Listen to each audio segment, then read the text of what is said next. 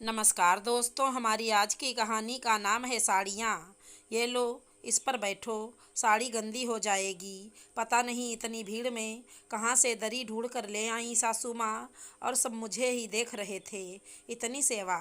वाह बहू, ऐसा क्या घोल कर पिला दिया है अपनी सास को कि इन बेचारी साथ रहने वाली बहुओं को छोड़ तुम्हारी सेवा कर रही हैं।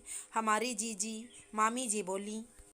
सेवा उसकी नहीं, साड़ी की कर रही हूँ। उसका क्या है, कल उतार कर चली जाएगी। धोनी तो मुझे पड़ेगी। उसके पास है नहीं ना ऐसी भारी साड़ियाँ, इसलिए मेरी पहनानी पड़ी, वरना मैं तो किसी को ना दूँ अपनी साड़ी।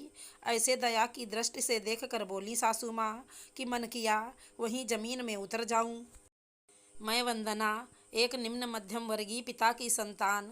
वैसे कोई कमी नहीं रखी मेरे पिता ने मेरे विवाह में, लेकिन ससुराल का स्तर मायके से थोड़ा भी ऊपर हो तो बेटी का पिता गरीबी रेखा से नीचे आ जाता है, और बहू दुनिया की सबसे नालायक औरत, जिससे शादी से पहले 100 बार मिले हों, लेकिन कमियां दहेज मिलने के बाद ही दिखती हैं। शादी से पहले मैं भी बहुत गुणी सुंदर और एक सम्मानीय व्यक्ति की बेटी थी, लेकिन मेरे कलर के पिता पूरी जिंदगी कमाकर भी मेरी शादी के लिए आधा किलो सोना नहीं खरीद पाए, और मेरे ससुराल वालों की अपेक्षाओं पर खरे नहीं उतरे, इसलिए गरीबी रेखा से नीचे आ गए, और उनकी दी हर चीज़ की कीमत शेयर मार्केट की तरह नीचे गिर गई। अब मेरी कोई चीज़ किसी को अच्छी नहीं लगती थी ससुराल में, चाहे वो कपड़े हों या गहने, बोलने का अंदाज हो या चलने का, मैं भी नहीं। लेकिन समाज के नियमानुसार अगर वे मुझे निकाल देते तो उन्हें बड़ा जुर्माना भरना पड़ता, इसलिए ऐसे ही चलाना था। शुरुआत में बहुत बुरा लगता था, फिर पता नहीं कम पड़ गया या आदत हो गई, सब नॉर्मल लगने लगा। ताने डांट बेइज्जती सब कुछ। साल भर हुआ और पति देव का ट्रांसफ़र दूसरे शहर हो गया, तब जाकर थोड़ी राहत मिली। कहते हैं दूरी में प्रेम पलता है, उन तानों को भी मुझसे प्रेम हुआ, और अब कड़वे ना होकर छोटी मोटी मदद और दया के दिखावे से आते थे, जो मेरे लिए उतने ही अपमानजनक होते थे। लेकिन औरों को मेरी खुशकिस्मती लगते थे, जैसे कभी ज़बरदस्ती सारा काम कर लेना और बाद में आलसी कह लेना, अपने गहने और कपड़े पहनने के लिए देना, और मेरे पिता की गरीबी का ढिंढोरा पीटना। ये अनुभव पहले भी हो चुका था मुझे, जब दिवाली पर मेरे गहने लाकर से निकाले ही नहीं, और ज़बरदस्ती अपनी सोने की अंगूठी पहनाकर पूरा दिन मेरी अंगुली पकड़कर घूमती रहीं कि कहीं खो न जाए, और हर किसी से अपनी दिलेरी का बखान किया वो अलग।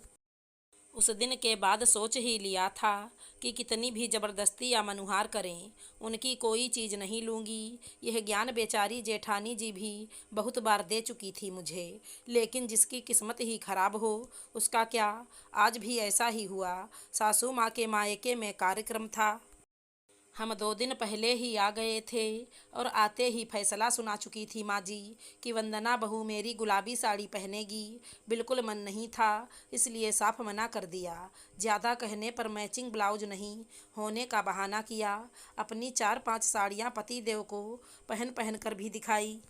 उस समय तो उन्होंने भी हर साड़ी की तारीफ कर मेरी बात मानी, लेकिन अपनी मम्मी के सामने जाते ही रंग बदल लिया और बिगड़ने लगे कि इतना प्यार करती हैं मेरी मम्मी, लेकिन तुम्हें कोई कद्र नहीं है, कोई कच्ची खिलाड़ी तो है नहीं सासू माँ। इसलिए इतने प्यार से आग्रहपूर्वक बोल रही थी कि मेरा भी मन पिघल गया। किसी तरह मिक्स एंड मैच करके पहन तो ली साड़ी, लेकिन जब उधर पहुँचे, मैं आगे आगे और दुल्हन का गाउन संभालती ब्राइडमेड की तरह, वे मेरा पल्लू पकड़े पीछे पीछे।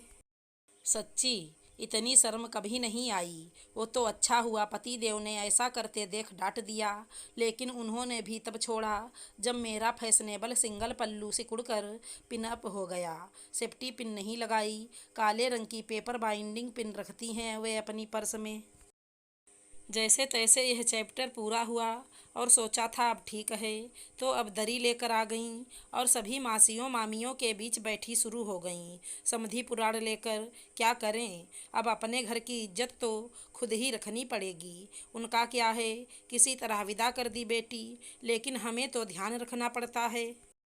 भाई इज्जतदार लोग हैं, बहू को ऐसे ही थोड़ी रख सकते हैं। अब तो मेरे भी सब्र का बांध टूट रहा था। कार्यक्रम की जगह से घर ज़्यादा दूर नहीं था और घर के बाकी जेंट्स अभी तक आए नहीं थे, मतलब घर खुला ही था।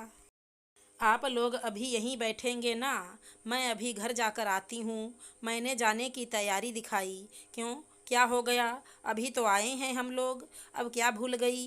कोई काम पूरा नहीं होता आजकल की लड़कियों से, झल्लाते हुए बोली सासू माँ। जी कुछ याद आ गया, अभी आती हूँ कहकर चल दी मैं और जल्दी से घर जाकर मेरी अपनी साड़ी पहनी और सासू माँ की साड़ी पॉलीथीन में पैक करके साथ ले ली। वापस पहुँची तो सभी महिलाएं वहीं बैठी थी और मुझे ऐसे देखने लगी जैसे पता नहीं क्या देख लिया हो। अरे वाह, बहुत अच्छी साड़ी है वंदना, लेकिन अभी तो कार्यक्रम शुरू भी नहीं हुआ और तुमने साड़ियाँ बदलनी शुरू कर दी। मामी जी बोली, क्यों बदल ली साड़ी? कहीं कोई दाग वाग तो नहीं लगाया मेरी साड़ी पर? हे भगवान, सुबह से संभाल रही हूँ उस साड़ी को।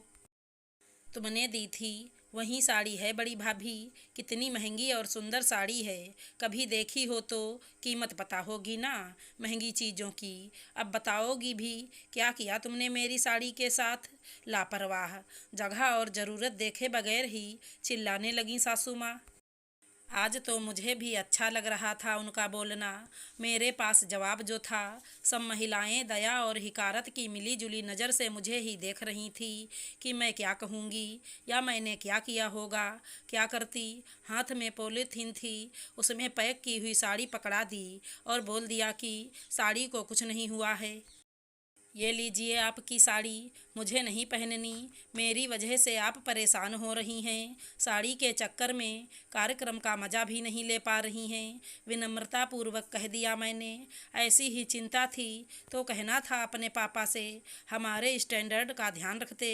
ये कैसी साड़ी है? आजकल कौन पहनता है ये पट्टे वाली साड़ियाँ? कोई क्या सोचेगा? घर और बाहर में कोई अंतर नहीं रखा उन्होंने। इसे कांजीवरम कहते हैं मम्मी जी। अगर कीमत देखने जाओ तो इस एक की कीमत में आपकी साड़ी जैसी 4 सलमा सितारे वाली साड़ियाँ आ सकती हैं, लेकिन क्या फ़ायदा? आपका स्टैंडर्ड तो वो कुंदन और सलमा सितारे ही हैं। कोई बात नहीं, आपकी मर्जी, लेकिन मेरे लिए वही सही है जो मेरे पापा ने दिया है। उन्होंने जितना और जो दिया है, मेरा सम्मान उसी में है। वैसे भी आपकी दी हुई साड़ी पहनकर कौन सा मेरा या उनका मान बढ़ गया था? बेइज्जती तो आप तब भी कर रही थी और अब भी कर रही हैं, इसलिए रहने दीजिए। चलिए अंदर बुला रहे हैं। अंदर से किसी की आवाज़ सुनकर अंदर की ओर बढ़ चली मैं, और पीछे पता नहीं कितना स्टैंडर्ड और मेंटेन करना पड़ा सासू माँ को। आशा करती हूँ हमारी कहानी अच्छी लगी होगी। धन्यवाद दोस्तों।